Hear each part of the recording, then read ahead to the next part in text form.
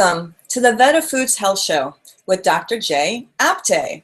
And today we have a great topic. Today we're going to be talking about oral health, which is not talked about a lot. And we're going to actually talk about different tools that Ayurvedic medicine practices or Ayurvedic health practices for oral health. And then we're going to get into the very misunderstood topic on what are good carbs, bad carbs, how they get processed, etc. So thank you for joining me today. Yeah, I feel really happy to talk about so many different things. And Carly, we are doing a great work of helping people to be healthy.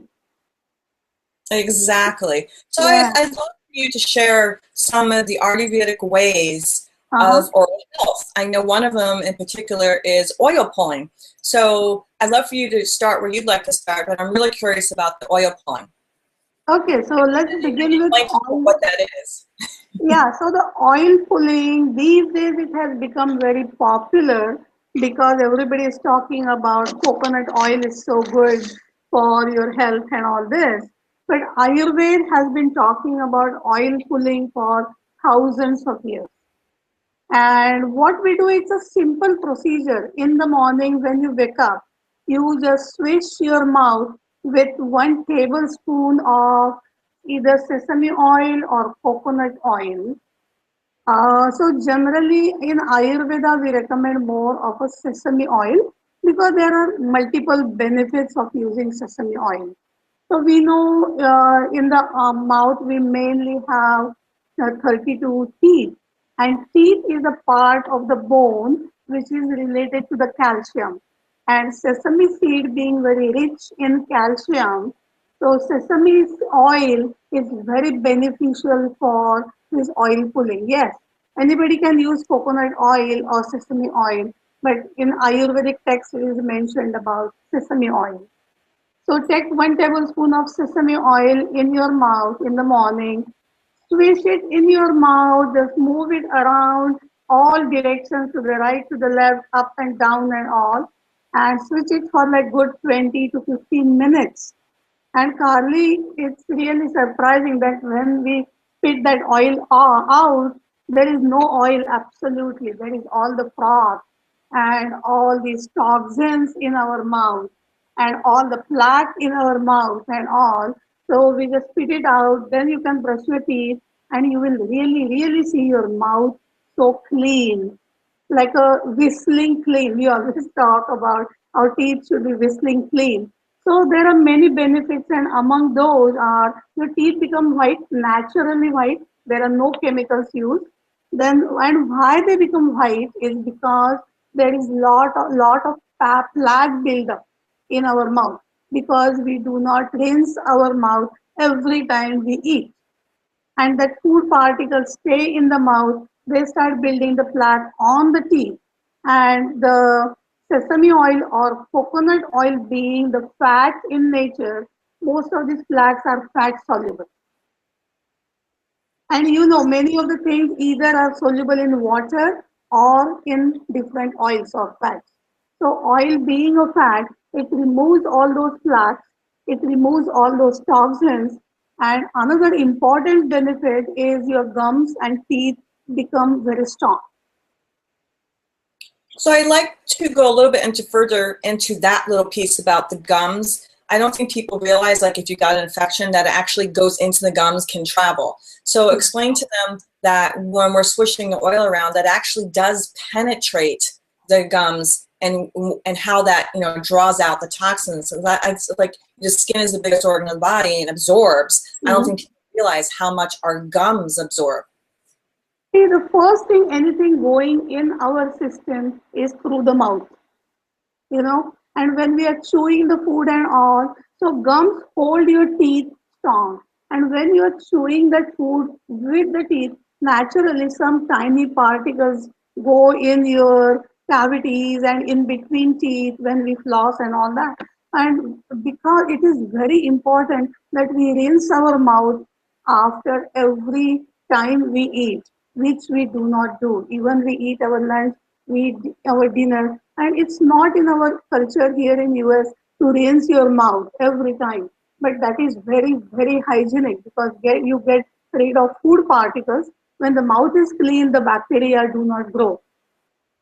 And that's what, when you switch that oil, when you take time, it's not only kind of just rinsing for a minute or two, but swishing that oil throughout your mouth for like 10-15 minutes. It's really penetrate through your teeth and it strengthens your gums.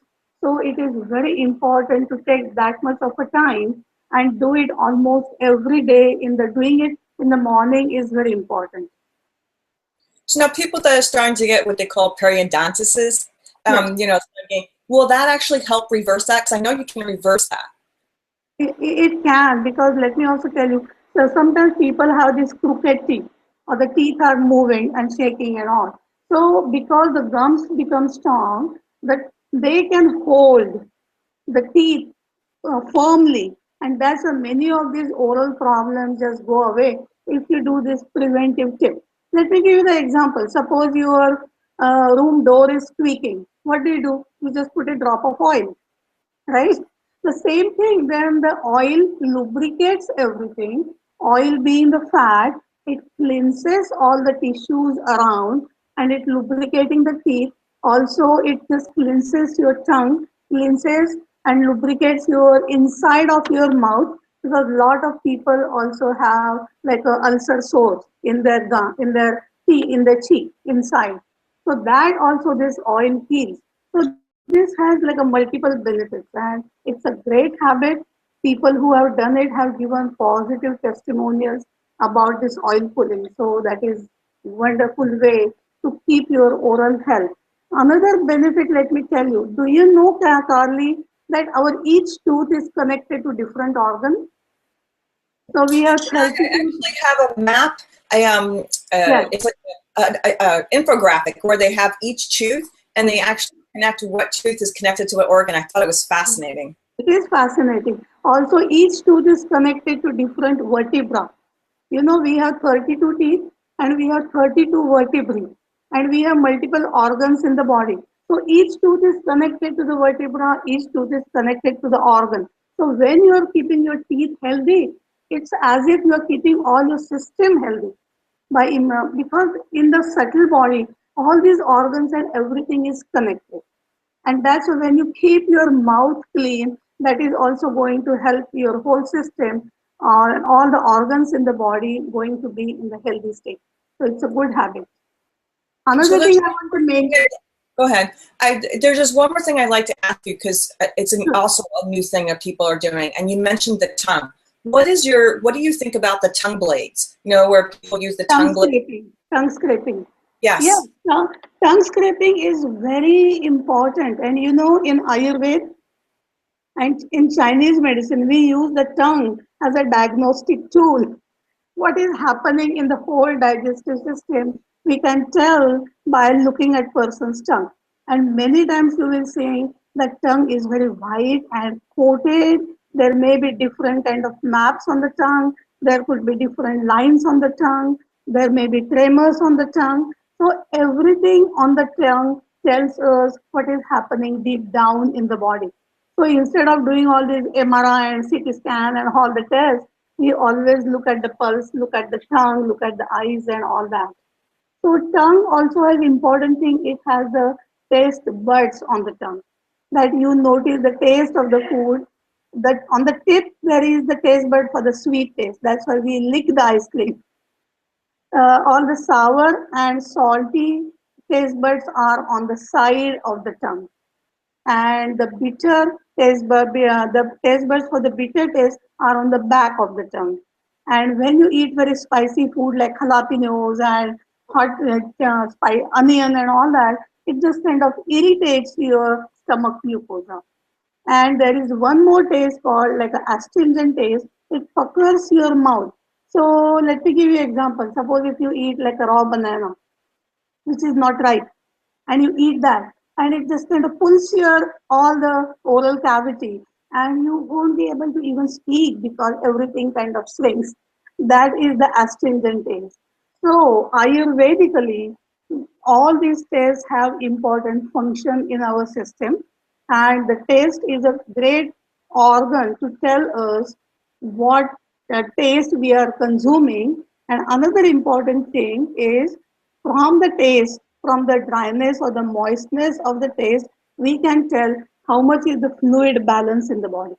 It's very fascinating because the tongue is related to the water element in our system. And like previously we were talking about, there is almost three-fourths, like 70-75% of water in the body.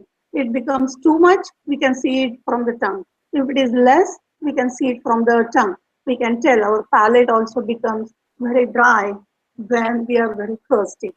So the tongue is important. It has lot of blood supply to the tongue. That's why it looks very red. And when there is so much inflammation, the tongue becomes like a bloody red. The person cannot tolerate any spicy food or anything. That we call as an excess pitta condition, the heat condition. And when there is lot of white coating on the tongue, people have to scrape that white coating on the tongue. It is also good habit to scrape tongue every day after brushing your teeth. And if there is lot of undigested food and toxins in your system, that white scum comes back. But that also is a good measure or an indicator of how good or bad your digestive system is functioning. So observing the tongue is a great diagnostic tool in Ayurveda. It's just so fascinating. Thank you for sharing that, because I know I just recently, this past year, started doing the tongue scraping, and I've done looked at YouTubes and all this stuff. I mean, so it's just always fascinating, all the taste buds and the teeth being connected to organs. I think it's just very all fascinating. So I'm really glad that we covered that topic, because a lot of people don't. The other one more thing I want to add to this. There is so much more we can tell people. I know. We always use different kinds of mouthwash. Instead, if you just use Ayurvedically, bitter taste is very, very cleansing. And astringent taste also is strengthening to our gums and teeth. And that's what Ayurveda many times recommends to use the neem toothpaste. Or there is one toothpaste called babul. That the babul is a type of a tree and which is very astringent in taste, and it kind of strengthens your teeth and gums. That's why instead of using any sweet tasting toothpaste, we always recommend this bitter and astringent tasting toothpaste. And we also recommend to gargle or use the mouthwash, which is also very bitter and astringent. Everything is for our health. Everything is for the oral health. If you have a lot of bacteria in the mouth, naturally you are going to ingest those, causing some problem. So if you keep your oral cavity completely clean, you will see really you start becoming more healthy. Okay, so one last question I have. What are your thoughts on, because I've heard this before, is taking grapefruit seed extract and putting like 1 drop in water and gargling with that, because that is, like you said, it's astringent, Exactly. antimicrobial agent. So is that also, would that be a good thing to gargle with? Just putting, because it's very obviously strong when you buy the concentrated, if you just put 1 or 2 drops in with water and gargling with that? Exactly, that's perfect. Or you might have heard the herbal combination called Triphala. We talked about it for cleansing. So you can also make a Triphala decoction and you can gargle with Triphala decoction or Triphala tea, and you will really see your teeth and gums becoming very strong. And the overall, when you use this bitter astringent paste for the mouthwash, your whole mouth feels very clean. And when you feel that cleanliness, you don't want to eat all the time. You just want to keep your mouth clean. And that is also one way of putting less food in your system. Yeah, I just recently found an all natural grapefruit rinse, and it also has the grapeseed extract oil in it. So that's why I asked that question. Exactly. And all the fruit peel has astringent taste. If you have some mint leaves in your backyard, you can just have mint leaf tea and just gargle with that. It doesn't matter what you use, but as long as you know the basic concept of using the bitter or astringent taste. Beautiful. Yeah. So now we're going to tackle another, and you and I could spend hours talking because we just both are very passionate about this, about being healthy. So the other topic I'd love to dive into, because it's also something that a lot of people are confused about. We talked about bad fats and good fats last time, which is a very big confusion for people. Yeah. Now we're going to talk about carbs, because a lot of people are very misunderstood that carbs convert to sugar or complex carbs, all the craziness about carbs. So let's get to, especially to you and I are very passionate also about helping people that have diabetes or as we would call it, is a sugar conscious lifestyle, or just being conscious about the sugar intake, right? The Ayurvedic lifestyle. Let's give people some real information about what are carbs, how many calories are in carbs, how it processes, why it turns into sugar, and all that wonderful stuff. Okay. So, like last time, we also mentioned that there are three main food groups, that is the carb and the protein and the fat. And they are called macronutrients because that mainly consists, our whole food consists of carb and protein and fat. And carb being the number one food ingredient because it gives energy to the body. There is 4 calories in 1 gram of complex carb, and protein also has 4 calories, and fat has 9 calories per gram. So we eat less amount of fat.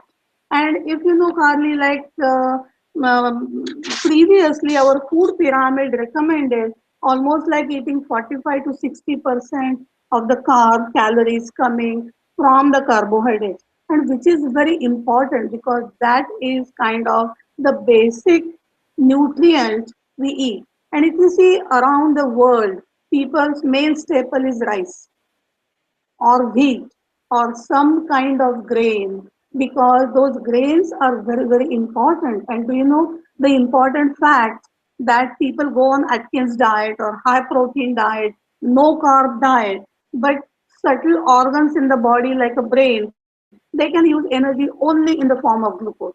So you cannot avoid carbs 100%. You have to have some amount of carbs in your diet. But what carbs you consume makes all the difference. So we always call our talk about there are good carbs and bad carbs and all that. So remember, carb, when it is broken down, it becomes a sugar, it becomes glucose. When the protein is broken down, it becomes amino acid. And when the fat is broken down, it becomes fatty acid. So all the carbohydrates which you are going to eat are going to broken down into sugar. But how fast they are broken down is very, very important. Because when you are using, we call like a good carb, that is the complex carbohydrate. So carbohydrate has like a three parts. One is the starch, one could be fiber, and the third one is just the sugar that is in our sugar, in the table sugar or all the candies and cookies and cakes and everything we eat. It has just kind of the simple sugar. But though they do not have any fiber, they are very easy to digest because they are glucose. So body increases your blood sugar very quickly, and that's why your blood sugar spikes instantaneously, which is very, very bad for diabetes especially. And we have to think about, because the rate of diabetes, the rate of obesity is increasing with an alarming speed. So we really have to pay attention to what we eat. And that's what the good carbs we always talk about is the complex carb. Complex carbohydrate. It comes either from the long grains like wheat or rice or barley or oats, etc., all the whole grain, and or it could come from the legumes and beans like chickpeas or black eyed peas and all those things. And Right? yes, and it can come also from it comes from the vegetables and fruits. So among all these things, complex carbs are very important, which also has lot of fiber in it. Okay, because what does fiber do? Really speaking, we do not digest the fiber, but fiber gives the bulk to our food, so we get the sensation that we are full. It also helps us to eliminate regularly and every day, which is the key to your health. It is very important that everybody has good bowel movement at least once a day. That is the sign of the health. Otherwise, there are a lot of health issues and all that. But there are few grains like barley, for example. It has soluble fiber. And that soluble fiber, when you eat any product with barley, you are ingesting a lot of fiber and your digestive enzymes can digest that fiber and that's why you feel full for a long period of time. So suppose you eat your lunch around noon till maybe 6 or 7 o'clock, you may not feel hungry. So you don't end up eating that bag of chips or cookies or crackers and all those kind of things. So it is very important that you consume good quality of carbs, some portion of your depending on your body constitution. The amount of carb will vary in your diet, but everybody should consume those complex carbs.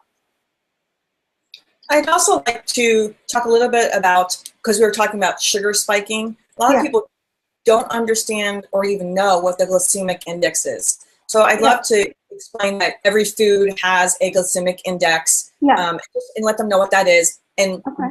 that is part of the sugar spiking. Mm. And actually, when we do the blog post, I'm going to include a glycemic chart with Yeah, some numbers and also show a the graph so that you understand what we're okay. talking Okay, so glycemic index is a good marker for diabetes because glycemic index is how fast your sugar spikes at the highest level. So generally for so many years, your normal range of blood sugar was between 80 and 120. Now that range has changed from 80 to 100 milligrams of sugar per 100 ml of your blood. And when you are eating complex carbs, it's slowly because it has a lot of fiber, soluble or insoluble. So it needs to be digested. It takes time. So slowly it increases your blood sugar and it plateaus it and then body is using the blood sugar so it comes down and that slowly increasing blood sugar having it is called having low glycemic index and generally they measure the glycemic index the numbers are from 1 to 55 is called low glycemic index from 55 to 75 is called medium glycemic index and then the high glycemic index and all that so for diabetes obesity and all we prefer to have low glycemic index food and for that, barley being the number one choice for the lowest glycemic because barley has glycemic index is 25. There is nothing lower than barley. And barley has a fiber in all the parts, on the cover, in the grain, and also in the endoderm. And that's when you eat variety of grains. Even there is one Indian grain called jawar, that is called sorghum it also has low glycemic index. So there are these days quinoa has become very popular. So quinoa also has low glycemic index. So people who have diabetes or who are pre-diabetic, they should consume more of these grains which have low glycemic index. And so that's the other thing I always tell people is like, we get into like potatoes, for example, or I would say the white foods. So white rice is going to be much higher in index than brown rice or Yes. quinoa, or like we were talking about, or barley. Or all-purpose flour. Potatoes, Yeah. right. So I always tell them, stay away from anything that's white. White flour, white rice, all that. And in potatoes, purple potatoes have a lot more antioxidants and they're lower in glycemic index and the sweet potatoes versus Yeah. the white potatoes and all the other potatoes. So I think it's really fascinating when you actually look at the chart that you really Yeah. see, for example, like corn is extremely high in sugar, and then you're dealing with GMO because so much corn is GMO. So Yeah. I think it's more educating ourselves about knowing what, and people go, oh, it's so difficult. I gotta look at all these books and all these charts. And I'm like, actually, it's not, because once you get educated, you know. So it's not like you have to think anymore. It's just like, oh yeah, okay, stick to this. You know, I know these grains are lower in the glycemic index. I know these vegetables are lower. And if I Yeah. eat the whole orange, I'm getting the fiber. If I just drink orange juice, because oranges are really high in glycemic index, especially if you drink orange juice. However, you're eating the whole fruit with the fiber. So I think I love what we're doing because we're really educating people on I'm just on the various topics So, they learn, and then it's like in their system, and it is at work because you are having the knowledge. And then when you go to reach for something, you're going, right? And one more thing I want to add, like in the fats we talked about, why not buy all the store-bought products with high fat? Because they have artificially hydrogenated fat, which is very carcinogenic and all that. The same way, most of the sweet, sugary products in the market have that high fructose corn syrup and all that, which is not good for our health. So it is very important because currently we do not know, but our whole body is nothing but the food we eat. Do you know that all your skin and your blood and your muscles and your bones and your nerves, everything is made up from your food? So Ayurvedically we say you are what you eat and what you digest. So Exactly. so for your health, eating good food is important. And the main goal of all these food manufacturers is to make more money.